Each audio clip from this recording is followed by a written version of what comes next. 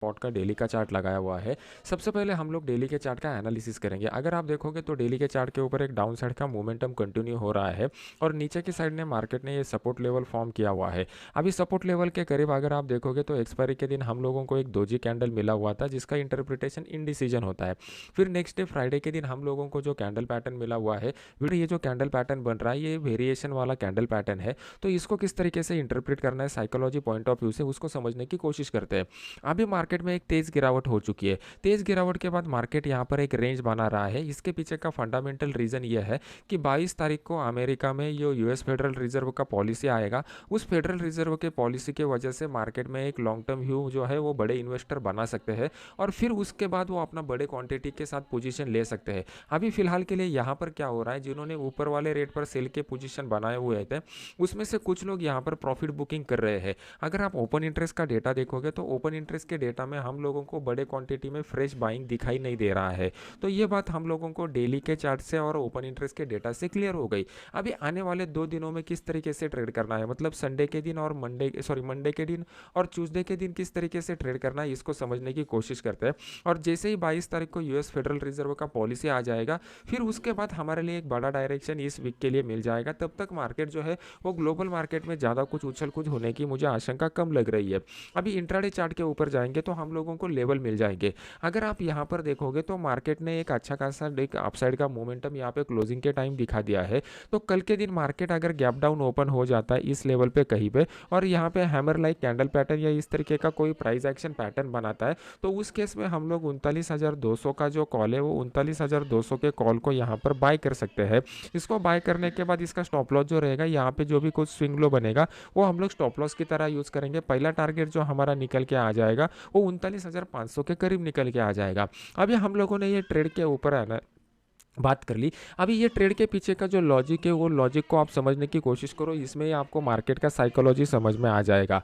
अभी यहाँ पर आप देखोगे तो यहाँ पर जो अपसाइड का मोमेंटम हुआ है तो अप्रॉक्सीमेटली इस पॉइंट से ये मोमेंटम स्टार्ट हुआ है जो 39,000 के ऊपर आ चुका है। अगर आप यहाँ पर देखोगे तो 39,000 के नीचे आपको ज़्यादा कुछ पोजीशन बनता हुआ नहीं दिखाई दे रहा था, क्योंकि बहुत कम समय के लिए यहाँ पे मार्केट 39,000 के नीचे सस्टेन हुआ था। जब आप ओपन इंटरेस्ट के डेटा का एनालिसिस करोगे तो आपको साइमल्टेनियस एनालिसिस करना पड़ता है।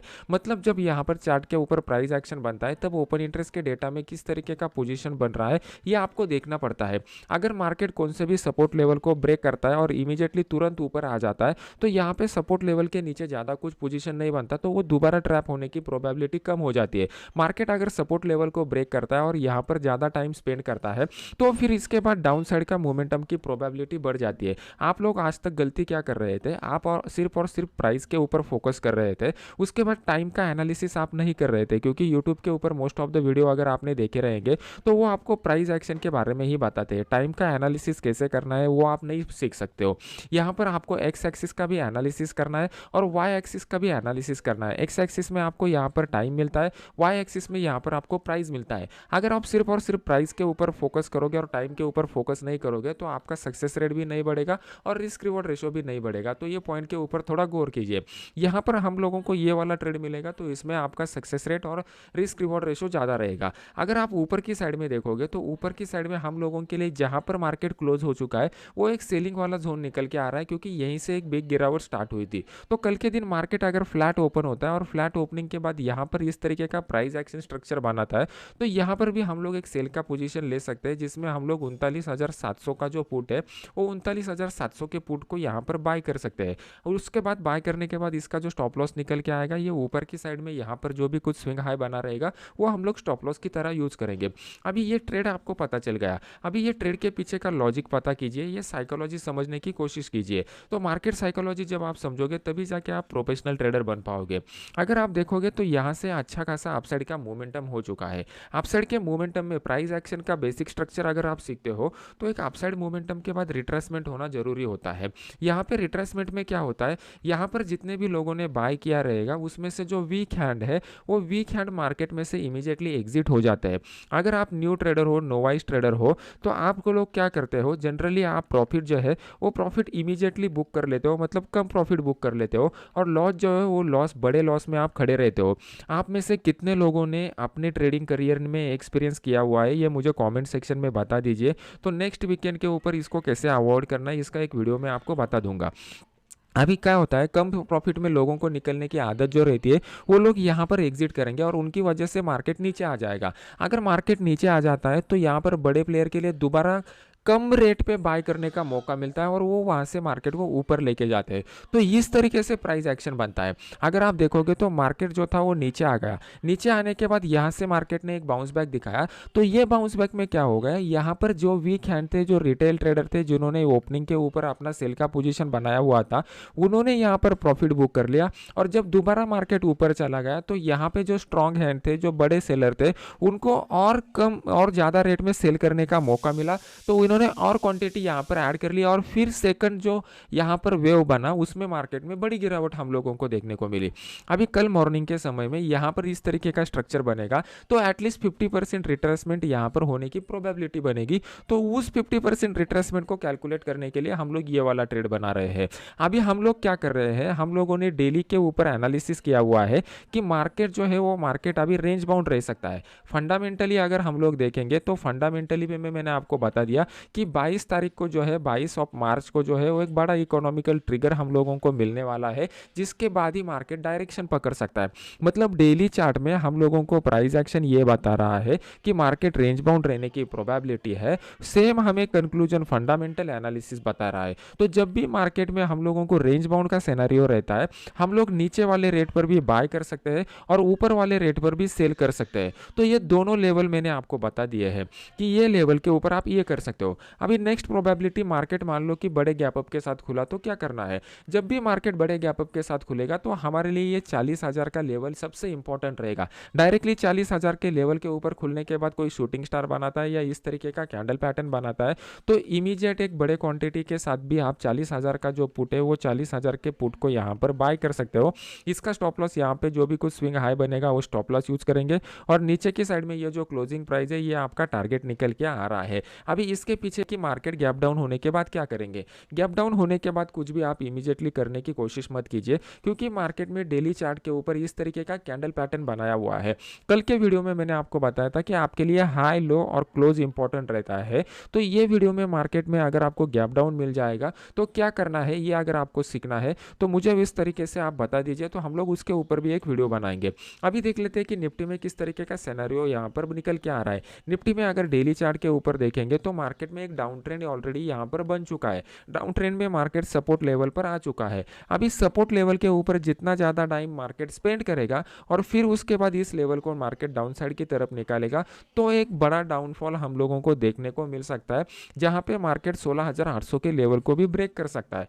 अभी यहाँ पर मार्केट जो टाइम स्पेंड कर रहा है उसके पीछे का सेम रीजन है जो मैंने आपको बैंक निफ्टी में बताया। तो यहाँ पर ट्रेड आप किस तरीके से कर सकते हो, तो यहाँ पर अगर आप देखोगे तो यहाँ पर आप लोगों को एक्सपायरी के दिन भी एक दोजी कैंडल मिला, कल के दिन भी एक दोजी कैंडल मिला। मतलब ये हमें क्लियर कट इंडिकेशन दे रहा है कि मार्केट में बड़े क्वांटिटी में बड़े प्लेयर पोजीशन नहीं ले रहे हैं। बस हम लोगों को इन्हीं के फुटप्रिंट को फॉलो करना है। हम लोग वेट एंड वॉच की मोड में रहेंगे कि यहाँ पर कब बड़े क्वांटिटी में लोग आते हैं और फिर उनके साथ ट्रेड करना प्रेफर करेंगे।